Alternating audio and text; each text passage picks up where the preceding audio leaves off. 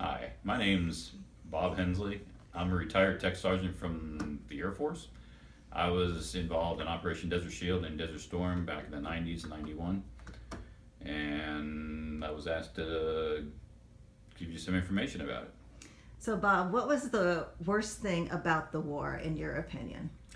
The worst thing I had to deal with in the war, and this is going to sound weird probably, but among all my peers, myself, the food. Trust me. When we arrived on station, we actually got to Oman before we went to Saudi Arabia. When we first arrived, all we had to eat for the first 3.5 weeks was MREs, which are food processed 25 to 30 years ago. Uh, Pretty nasty stuff. When they finally did open up a dining tent about the fourth week, everything was powdered. It was powdered eggs, it was powdered milk, it was potato flakes. And the food was so bland that we had to put hot sauce and ketchup on everything. We were able to deal with the heat over there. We were able to deal with the living conditions. The food was terrible. Okay, so what did you like most about being there? What I liked most about being over there was the support of the American people.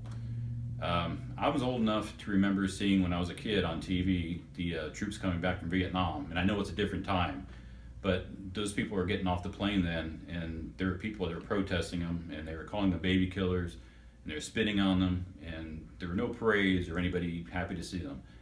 So when we got sent over there to Kuwait, actually to Saudi Arabia, we didn't know what to expect. But from the moment we got over there, we were getting thousands of letters from people here in the States showing their support.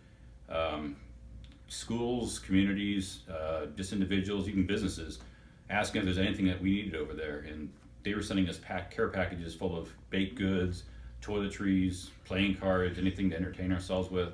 And it made us feel a lot better. And that continued all the way through the war. And when we arrived back in the States after the war, there were thousands of people waiting for us too, but they weren't upset at us. There's bands playing for us. We had people walking up to us, shaking our hands, thanking us for our service over there, patting us on the back. And for the first few weeks after being back in the States, we actually had people buying us meals and free drinks. It was pretty nice. It's about the best feeling you can ever possibly have. Okay, what has the experience taught you? It taught me that while not worried about being strong physically, it taught me that I was much stronger emotionally and mentally than I ever thought I could be. When we're here in the military, here in the States during peacetime, we deploy and we have to, deal with being away from home and that kind of thing. But when you're over there, it's a totally different world and nothing prepares you for it. We got dropped into a place where we had no place even to sleep, nowhere to eat, no food, and we were handed basically tent boxes to build tents just to have a place in. And we're out there working 12 hours a day, 7 days a week, every single week, dealing with heat. It's about 110, 115 degrees. Having to deal with watching out for spiders and snakes and scorpions, and still provide our job over there, plus worrying about the Iraqis coming in after us.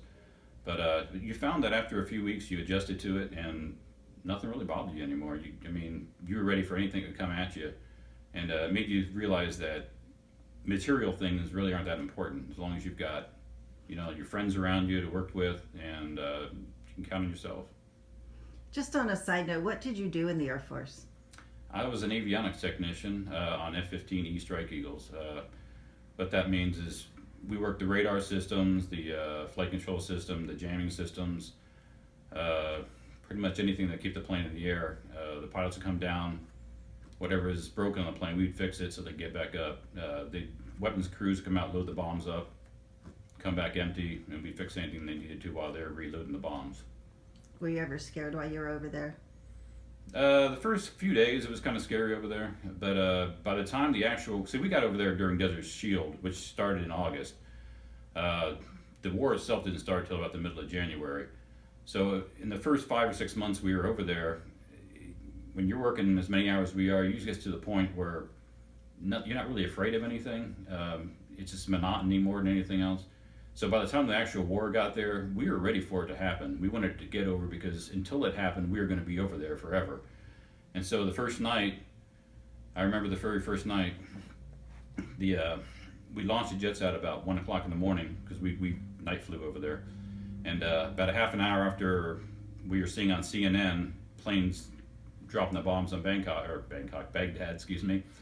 All of a sudden we had, sorry,